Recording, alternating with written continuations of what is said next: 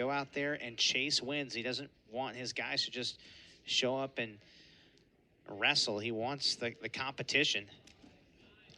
Yeah, you know, I think that's one thing Coach Sponseller kind of hit on a little more than I maybe thought he would. But I know how much of an impact Coach Greenlee was on him. It was really fun for me to be able to see and talk to Coach Sponseller from a different coaching perspective, but then also watch all of the Joel Greenlee bleed in and through him in that conversation. Yeah, it was really cool to hear Coach Sponseller bring up Joel a lot. It's awesome, and the two definitely still stay in touch, which is really cool. As right now at 165, we have Ohio's Garrett Thompson and Sevriano Garza of Ashland, and this is Thompson, who's off to a really good start, 3 points quickly. Yeah, I'm sure you guys probably mentioned it a little bit maybe on the first match there, but Thompson had a win over All-American Peyton Hall last weekend. It was 9th in the country. And that was one of those wins where Isaiah and I talked about watching him against Pummel last year at 74, and that was okay, he's here, he's arrived. No, Garrett Thompson last weekend took to the country to let them know, I have arrived. Yeah. So not the most ideal performance out of Thompson, probably match 1 today. No big deal. You got match 2. Let's go see if you can score some points. You're really good on top. You're really vicious on top. Let's see if you go out and turn the guy 2, 3, 4 times.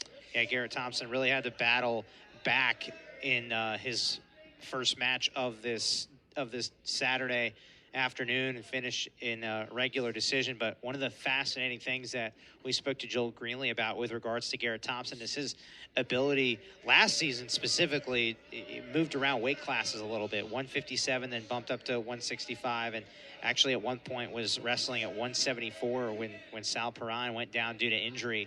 So his ability to sort of manage his diet. But now I would ask you this, Colt, do you feel like he's going to stay at 165? That's where you feel like Garrett's the most comfortable? Yeah, so he was a 57-pounder last year, and that's the aspect of the Pummel win that made it so impressive to me. You don't bump up 20-some pounds in college at the Division I level and abuse a guy like he did last year. And now he's at his natural weight of 165. I think he got a lot bigger than they expected, which was perfect. He wasn't going to go 57. 65 was going to be his role. So, I mean, you can see his arms here. The guy's put on some serious size, and his top wrestling between him and Peyton Keller is absolutely just unexplainable. I watch them, and I don't know how to describe it. I don't know why or how they do some of the things they do, but it's very interesting. And Garrett Thompson, the reigning MAC Wrestler of the Week after that performance at the Southeast Open in Salem, Virginia, with a victory over Peyton Hall from West Virginia, an 8-5 decision. And right now he's got a 3-0 advantage.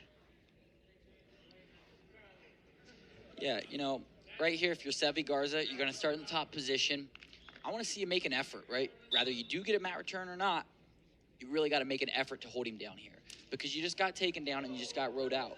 So if you can't hold him down here, well, now we've been beaten pretty badly in all 3 positions. And that's the last thing you want to see, because 2-point reversal right there. The reversal's not great, especially when you got a guy like Thompson who's going to make you pay for that, and he is getting his swipes. And there you're going to see this near side foot start increasingly. Garrett Thompson's going to just shove that thing to his head. Luckily, it's not his own leg going to his head, so it doesn't hurt him, but I'm sure that does not feel good for Sevriano Garza there. Sevriano Garza, a state champion out of Rittman High School, a redshirt sophomore. Let me tell you this, Sam.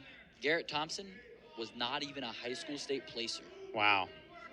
And I believe he did not even qualify the state tournament his senior year, as long as I'm correct on that. I know one of the years he didn't. Now, he also had like 3 nationally ranked guys in that bracket and things, but the gains this guy has made since he stepped foot on this campus is unreal. Well, what do you remember about the first time you saw him wrestle? I enjoyed wrestling him. Yeah. I didn't. It wasn't too bad for me. And then everything changed. Yeah, he's the 65-pounder today, not me. Because you were 65. Yeah, I know how my shoulder feels today, and Garrett Thompson could rip it off if he wants. So I would not give him that opportunity today, as he's got a nice arm bar here, getting more near fall. But no, I remember him being a guy that showed up. He just showed up every day, and he worked really hard, and he was just like really excited to be on the team. And then I think he started to get really good, and eventually he kind of gained the mindset of, it wasn't supposed to be me, but if it is me now, I'm going to be the best of me.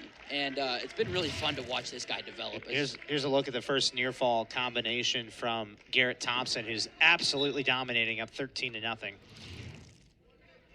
As we start the third period, trying to win this technical fall. If you're Sevy Garza here, you got to tighten the stance up, kind of close everything down. How do you get yourself on the board? Rather it's an escape. Well, there will be no escape because the takedown will end it, but how do you go out and get a takedown here with short time left? I know it doesn't win you the match, but it's building blocks, and that's really important.